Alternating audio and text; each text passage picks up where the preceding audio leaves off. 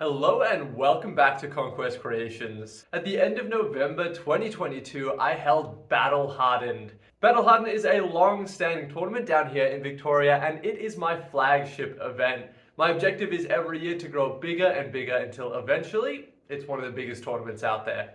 And in this video, we're going to go through every single army list from the tournament to see which armies win and which armies lose. Battle Hardened had 28 players. Now, the tournament had a first place, second place, third place prize, as all tournaments do. It also had first, second, and third for best painted. There was also best sportsmanship, the wooden spoon, as well as most unique army list, which is one that I came up with to encourage people to play some cool lists. Now, the prizes for this tournament I was pretty proud of. Firstly, every single place gets a prize, all the way from last place to first place. A lot of these prizes are the Kingdom of Saxonia buildings, 3D printed by myself. If you want to pick them up, you can get the STL files from my website down in the description, or from my website, you can go to where the merchants are, who are people who have the ability to print and sell these models. On top of this, our top 3 players got an invite to the Conquest Champions League Season 3. For those of you who don't know what the Conquest Champions League is, it's an elimination style tournament that I've run here on the YouTube channel. So if you want to see some competitive gameplay, you can see that in some of our previous battle reports. Battle Hardened was 750 points and 5 games over 2 days. It used the veto system, which means that for each game, 3 scenarios were drawn, and then the players got to veto one of them, making it much more balanced. Alright, let's get into these army lists, starting with the Wooden Spoon. Wooden Spoon goes to an Alliance of the Fellowship and Radagast alliance played by Sam, and it was Frodo, Sam, and Smeagol, Radagast on foot, Guahia, and a couple Eagles. Now, this was a very interesting list. I thought that if it was Gandalf instead of Radagast, it would have been like at the end of the series where the Eagles come and pick up Frodo and Sam, and there was supposed to be a third Eagle for Smeagol, but not quite. So I guess they just bumped into these Eagles and Radagast on their trail to Mordor. Unfortunately, didn't perform well, got the Wooden Spoon, it's low model count. In 27th place, we had Mordor, played by Liam. Now, Liam had a pretty cool army on paper. He had the Tainted, Razgush, Kardush, and an Orc Taskmaster, as well as a bunch of Morannons, a couple Mirkwood Spiders, because Razgush allows them to come into a Mordor army, as well as 10 Trackers, meaning that he had actually a decent shooting from Mordor list. His choice of the Tainted as his leader was an interesting one, because the Tainted probably isn't my favorite of the ring wraiths, and came in at 27th place. Next up, in 26th place, we have Anthony Thomas playing Isengard with a decently classic Isengard army. It's Saruman, a Berserker, a bunch of Uruk-hai, Lurtz, a bunch of Uruk-hai, and a Shaman with some Uruk-hai. Now, recently in my top 5 best and worst heroes, I put the Shaman in the worst list because I don't think it actually contributes anything to the Isengard list. And hey, this list came 26th, so maybe I was right about that. Seemed like a controversial one in the comment section for sure. In 25th place, we have the Dunland Legendary Legion, played by Adam. He's got Thryden on horse, 4 chieftains, and just a bunch of dudes. This took up a lot of space on the table. It was a lot of models. It was super cool to see just this horde of peasants running forwards and hopefully not dying, but they certainly did a lot of dying. It looked like a bunch of fun to play with and against, and ended up in the 25th spot. For 24th, we have Azog's Legion. It was Azog with the White Wagon heavy armor, no stone flail on him, so he's not lowering his fight, but he's also not doing D3 wounds. He's leading a Gundabad Troll with Scythe Gauntlet, so one of the big Forge World ones, a Warbat, and a bunch of warriors with Spear and Shields. And then next is Azog's Hunters, led by Bolg, with a warband of Hunter Orcs. Now, I had to chat with Aaron at the tournament, and he said that his troll did nothing the whole entire time, which is devastating because it's such a cool model. I think the issue with this list is that with the 2 big heroes in Bolg and Azog, they take up so many points that you just don't have enough points to spend on your troops. So even if Bolg and Azog kill a lot of stuff, your army's still going to break and probably quarter just because there's not enough soldiers in it. But looked like a super fun one to play. 23rd place went to Rivendell, allied with Mirkwood. It was a Rivendell Knight army, so we have Elrond, Gil-galad, and Legolas. Now, Gil-galad has a special rule, which means that he wasn't alive at the same time as Legolas. There's a little bit of limitations there, but overall didn't really change the list much. Basically, this is a classic Rivendell Knight list. Rivendell Knights are really, really good and super hard to play. Overall, this tournament had a lot of Fight 6 elves in it, which you're going to see coming up, and I think that's why Rivendell Knight list didn't perform as well. Because if the Rivendell Knights aren't out fighting their opponents, they're going to be in a lot of trouble. Next up for 22nd place is Gerrit playing Lothlorien. Now he had Celeborn with armor, sword, and shield, as you always take him with. And then he has a bunch of Fight 6 elves in this army in the Guard of Galadrim Court, a bunch of warriors, a couple sentinels. He's gone with Haldir and Rumil. Rumil is absolutely fantastic. He makes the enemy reroll 1 dice when making dual rolls, but rerolling the highest dice. So he's great at nerfing big monsters and things like that. Overall, this is a really nice army list, but can be hard to play because you don't have some of the big hitting power that other lists have. This is decently similar to the army that actually won Articon, so it must just take a bit of practice to get up there. And next in 21st, we have a Barad-dûr list. It's Sauron leading 9 Black Numenoreans, which are great with Sauron, and then some orcs with spear shields and a banner bearer. And then the next hero is a Mordor troll chieftain with a couple more orcs. So this is super low model count. The good thing is, with Sauron, your army doesn't count as broken until he's taken some wounds, and he's got 5 wounds in defense 10, so it's pretty hard to do that. But overall, this is a super low model count army. It's got all of its eggs in 2 baskets, in Sauron and the Mordor Troll Chieftain, and neither of them have a lot of might. The Troll Chieftain only has 2 and Sauron only has 3, but you really want to be saving that 3. So I think that's probably where this list fell down, with its low models. But Sauron is always fun to play. I can't wait to paint mine up because I'm going to get a lot of games in with it. Next up in 20th place, we have Marcus playing Easterlings. But this is Easterlings without the Dragon Emperor. His leader is Rutabi, and then he's gone with Amdur. Amdur has fallen out of a lot of people's love because he's not in the Easterling Legendary Legion, and Marcus still wanted to take him. So here it is. He's also got a War Priest with some Acolytes and a bunch of Archers, which is interesting for Easterlings. Usually you see people leave the Archers at home, but Marcus, as well as a couple other players, actually seem to rate them. So an Easterling captain with a bow and 9 other Easterlings with bows gives him a decent shooting force. He's also got a War Drum, making sure his army is super fast, as well as the all-important banner, and Amdur also counts as a banner, so 2 banner effects in there. This is definitely a list that I think has a really, really high potential, but it came in 20th place here. Next up, we have Rivendell and Lothlorien played by Theodore. Now, this is an interesting one. He's gone with Glorfindel as his leader. So Glorfindel on Asphalt with the armor of Gondolin. He can move 12, he's resistant to magic, and he can't have brutal power attacks struck against him. But he's only, I say only, he's 3 attacks and fight 4. So Glorfindel is great at staying alive, great at dealing with monsters, great at dealing with magic, but doesn't actually hit very hard.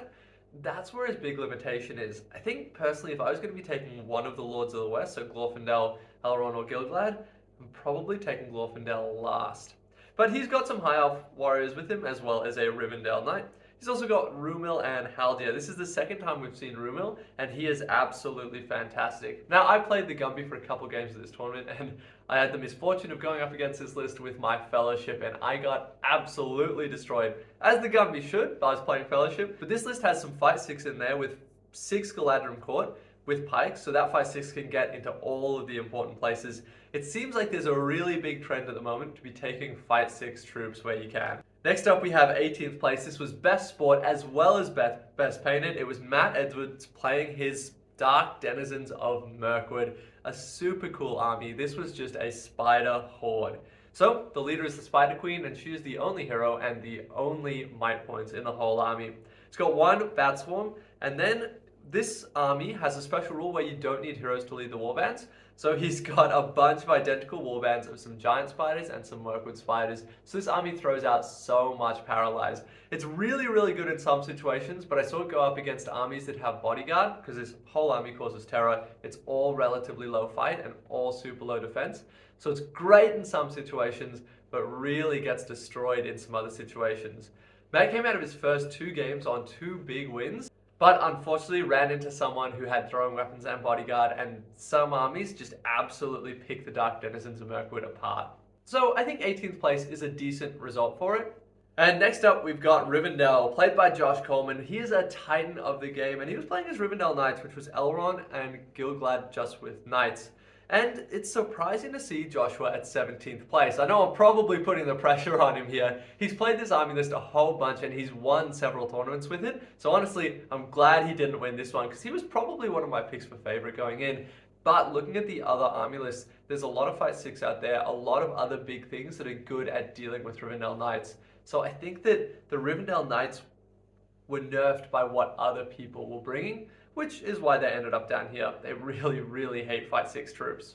And next we've got an Isengard horde. It's Isengard but without the big heroes. It's got Vrashku as the leader and then a bunch of crossbows in this army. So this had a lot of shooting and hitting power. And then finished off with Shaku and an orc captain on Warg, so a decent amount of cavalry as well. I'm a massive fan of Shaku because he's just like a little landmine. He has this special rule that every time a hero takes a strike at him but fails to wound, Shaku gets to strike back at them. So even when he gets absolutely destroyed, he always does a hit on the way out. Now, this is a very high model count army, and I understand why it came in the position that it came. You've got a lot of solid troops, but you don't really have an answer to any big heroes on horses that can go in and kill a couple of Urukai every single turn and just chew through those numbers. Next up, in 15th place, we have the Easterlings again. This time it's the host of the Dragon Emperor Legendary Legion. And we've got the Dragon Emperor with some cataphracts, a bunch of black dragons, Rutabi, some acolytes, a bunch more black dragons, couple cataphracts, and then Borgia, the conjurer, with a bunch of black dragons as well, and a Runish Wardrake. The Runish Wardrake is of course on a 40mm base, which is absolutely what it's going to be. This army is a big one, and we're going to see one more of them come up in this tournament. In 14th place, we had PJ playing his Fangor. Now, 14th place is a great result for an army of Ents. It was Treebeard, Beachbone, and Quickbeam with an army of Ents. I do believe his Treebeard had Merry and Pippin sitting on top throwing stones. Now, Ents are super cool, but they're super low model count, so holding an objective is very, very difficult. They've got abilities to deal with hordes really well, but they don't like big heroes charging in and calling heroic strikes against them. 14th place is now in the top half of armies, so I think that's a really, really good result for someone playing with Ents. Now in 13th place, we have another Isengard army, decently similar to the one that we saw down in, I think it was 26th, maybe 27th place. This was played by Alex, and he's got Saruman on horse with Grima Wormtongue. Absolutely incredible combo. I've played it a lot. I played it recently at a tournament and did pretty well with it. And then he's got a horde of Urukai with a Creebane. His next hero is Gorolf Ironskin. Gorolf has 3 attacks, strength 5, and the ability to call a free heroic defense if he's fighting against a hero, so it's super survivable. And with him, he's got a bunch of Urukai and a banner.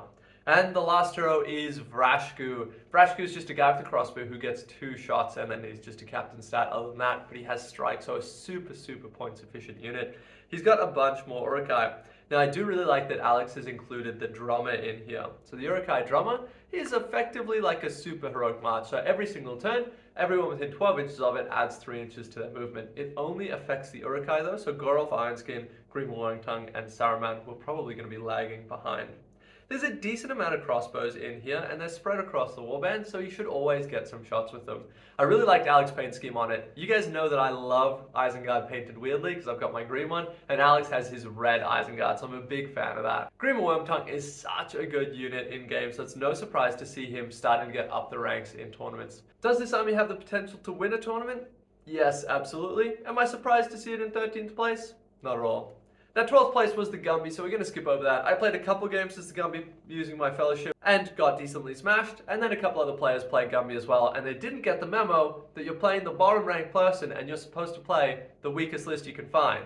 Come on, people. In 11th place, we have another Barad-dûr list. It's Sauron again, but with a very different attitude than the previous Sauron list. We've got Sauron with a bunch of orcs. And then an orc captain on Warg with some Warg riders to go and get objectives. And then a ring wraith, a decently budget ring wraith, just on foot with some more warriors.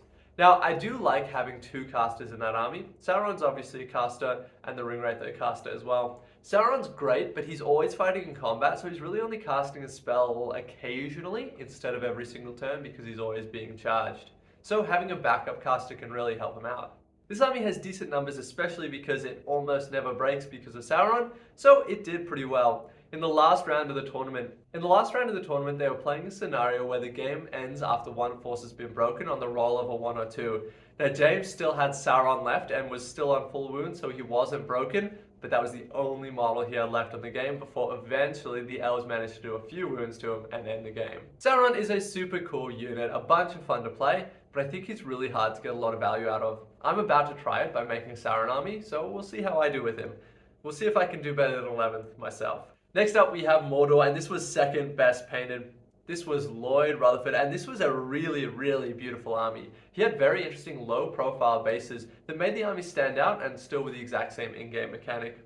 Now, he had the Witch King of Angmar, Armored Horse, Crown of Morgul, bunch of extra Fate, Might, and Will, as well as the Morgul Blade. Always include that. Now with him he had Black Numenorians, Morannon Orcs, and some trackers, and then he had Khamûl on Fellbeast, and he had an amazing alternative model for it, with some Morgul Knights, some Wild Riders, so a decent cav contingent there, and then another Ring Wraith with some more Numenorians. So 3 Ring Wraiths in the army. He's got the Witch King, who can hit really hard, cast super reliably, and Khamûl, who just goes in and tries to kill stuff. He also has Terror on the Black Numenorians, which combined with the aura of -1 courage from the Ring Wraiths makes them very hard to charge. Overall, it's a great army and it looked great, definitely deserving of a painting award.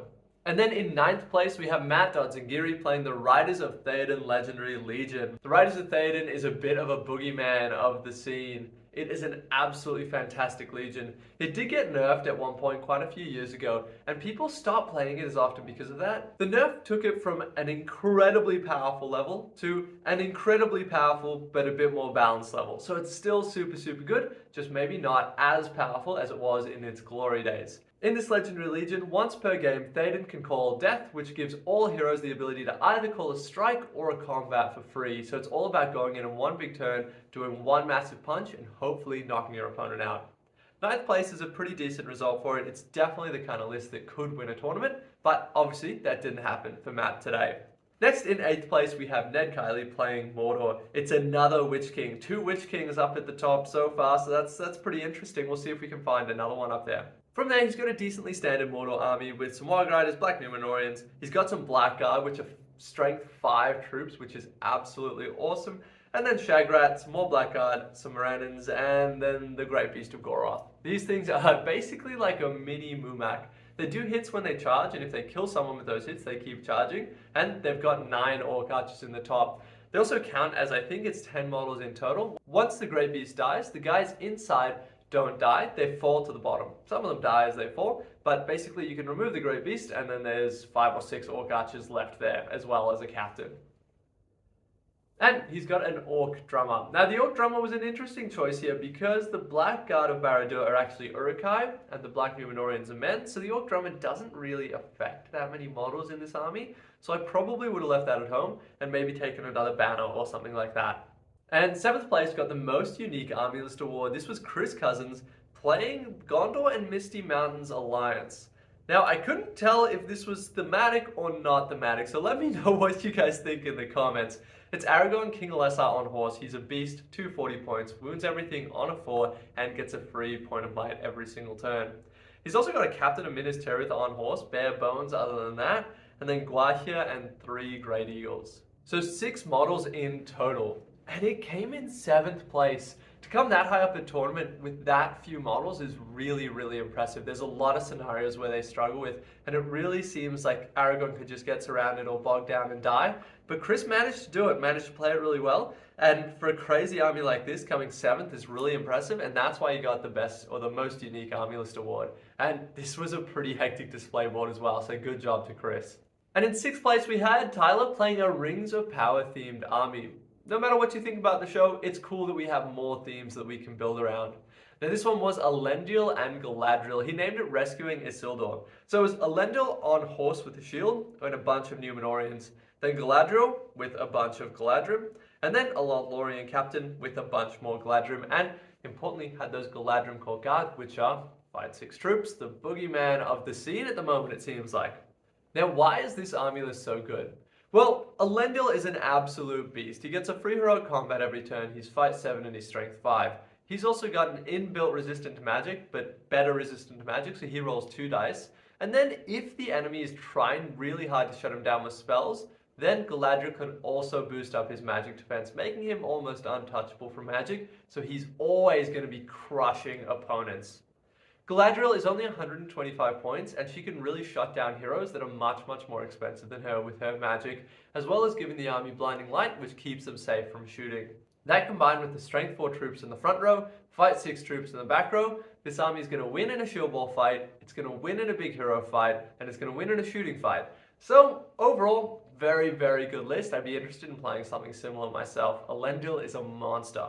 In 5th place, we had Philippe playing a Rivendell and Lothlorien alliance. There's been a lot of Lothlorien in this tournament, which isn't something that I usually see. So I'm not sure where that came from. Whether it's a change in the meta that I just hadn't caught up with yet, or if it was just a fluke and that's what everyone wanted to bring to this tournament. But Philippe has Haldia as his leader, so a very light level leader. And then he's got Rumil, Círdan, and Gildor Inglorian. Círdan's only 80 points and he can cast Blinding Light, which means that enemy archers can only hit you on a 6. And he can also cast Aura of Dismay, which gives all friendly models terror. That is absolutely incredible on an elf list. He also maxed out his 1/3 bows. He had some fight 6 guys in here with the Guard of Galadrim Court. Again, fight 6. And then Gildor Inglorian with Noldoran Exiles. Noldoran Exiles are wood elves who get movement 8 and can be taken in the Rivendell army list. He mainly gave them spears because the wood elf spear allows them to shield, so they actually can be relatively survivable despite having a defense of 3. Rumil is another great inclusion. I talked about him before and why he's so good. Overall, this was a great army list, and I'm not surprised to see it in 5th. I could imagine things like this coming in higher. The only way that I would improve this is by adding in a couple of Galadrim Knights, so that there's a bit more high movement. I know the Noldoran Exiles have move 8, but it's always good to have some cab in there as well. And in 4th place, we have Thomas Bowman playing the Pits of Dol Guldur. Thomas was actually playing on top table going into the last round, so for the first 4 games of the tournament, he was undefeated and only lost for the first time in the final game of the tournament. The Pits of Dol Guldur is a legendary legion that gives Azog the ability to call heroic combat for free every turn, and gives everyone resistant to magic. It also has an ability where once per game, you can automatically call a heroic move that can't be countered. So it gives you a lot of security. Azog was leading a bunch of Hunter Orcs and Gundabad Orcs, and then he had the Keeper of the Dungeons and a Hunter Orc captain.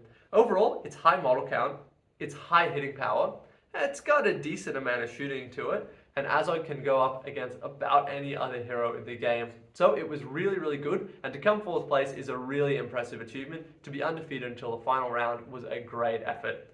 But 4th place it is, and 3rd best painted. This was the one that I voted for number 1 in the best painted because it is an absolutely stunning army with a heap of conversions. Really a good piece of art. And as we get into these top 3, I'm going to remind you that the top 3 players got an invitation to the Conquest Champions League Season 3. So they're not necessarily going to play these exact lists, but it can give you an indication of what type of player they are. In 3rd place, we have Tyrone Owens playing Angmar. It's another Witch King here. We've had 3 Witch Kings at the tournament, and all of them have done pretty well.